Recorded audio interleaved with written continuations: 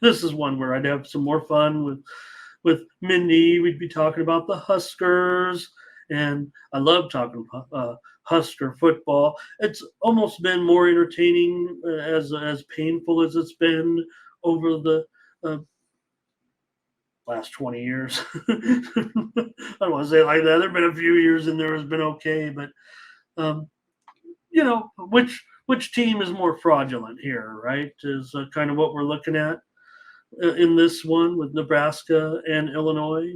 And you see that total there 40, is that even 42 and a half? It's kind of even going a little bit lower now, it looks like.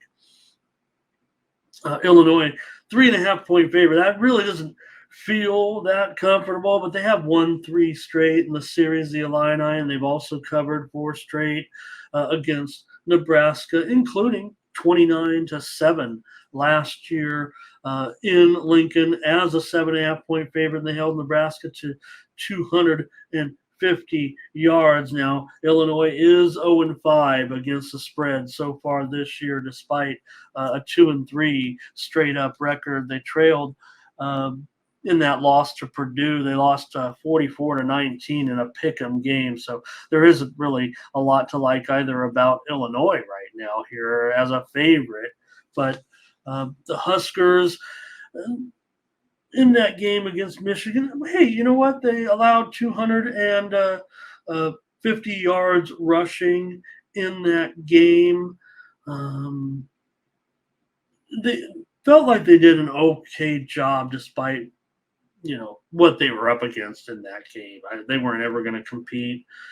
Come on, in that game.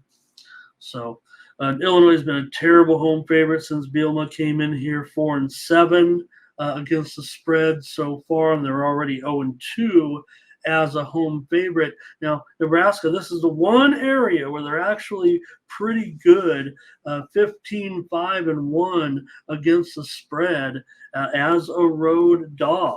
And, getting a hook here just feels like maybe Nebraska can hang in there. But I'm just always so anti-Nebraska on the road. But Illinois just, just pretty bad. And here's the other thing is Matt Rule, he made his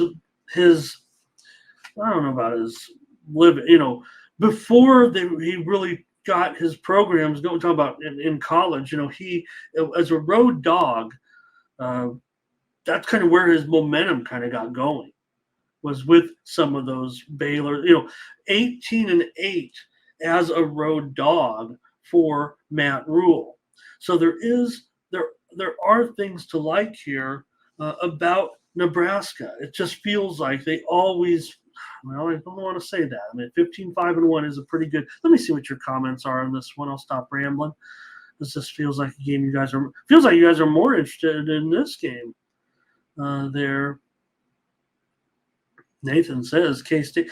Yeah, I don't know about a powerhouse, but Nathan, powerhouse as far as I'll agree with you there, right? Like we've done, K-State's like the gambler's secret in a way, isn't it? It feels like you could always go back to Kansas State, with when Coach Snyder was there too. It doesn't feel like they've missed a beat. It feels like they've got, the same. It was a great transition, let's just say. Right. Oh my gosh, Daryl says it's going to be upset tidal wave this weekend. Nathan says a lot of people are getting on the corn this week. And look, those numbers are definitely not, nothing to be proud of, other than those spread numbers and everything. But I'm talking about, hey, the goal is to win the games on the road. So, yeah. Doubles. Yeah, doubles, I think what Circa, they're not going to be like those other guys when it comes to those things that you mentioned, but they are going to offer you the largest limits, and things like that. So I think that's their strategy. They're not going to be, because they're not, they're not going to be able to beat those big books, and I think that's one thing that those other books are able to do. is offer those bonuses because of their high volume and everything. That's why sometimes we always make fun of those books. Oh, we give, the player went out after one play. We'll give everybody their money back. They can, they've got such high volume. They can do that. And then it makes everybody else, when their little one guy gets knocked out of the game, okay, LeBron James left the game with an ankle injury in the first minute, so they refunded him. But you had a prop on Austin Reeves to make 3-3-pointers, and he goes out, and they're not going to refund Austin Reeves. They're not going to, because it doesn't make a big enough splash on the social media circuit, right? Everybody says, "Oh, look at LeBron went out." Nobody's going to say, if Austin Reeves went out, nobody's going to say, "Oh, look, Austin Reeves went out." It's funny how Austin Reeves got dumped by Taylor Swift for Travis Kelce. Is that what happened? Hey, Debbie Contreras bringing it from Venezuela. Bienvenidos, Debbie.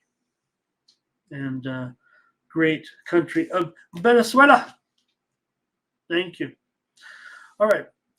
So here my pick will be on Illinois. I'm going to buy it down to 2.5. I might even play the money line. I don't know if Nebraska wins this game. It's a free pick, and I like the total. I don't know. Did I tip my hand on that one? I tried to be as coy as possible, because maybe I'm giving out too many premiums on the show here when I say what I like.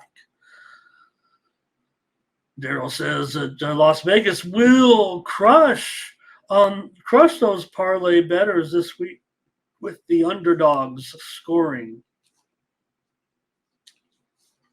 All right. One other game I didn't make a graphic for, but like I said, I will have a premium play on it. So maybe I'm not going to give out a free. I didn't zero in on the total. I'm on the side, I believe. And if I do find a total on the other game tonight, it's between, like I said, Cornell and Harvard in an Ivy League game. Hey, I won my Ivy League pick last Friday night, and I'm going to have it in my premium picks today. So if you do want to check them out, go on over to tonyspicks.com, where I'll have my 3-pack today, and it will be all gets a bright screen up here. I was going to try to see if I had a little more information, but didn't really prep for it. But I will be on the side in that game, Cornell and Harvard today. That will be my 3-pack.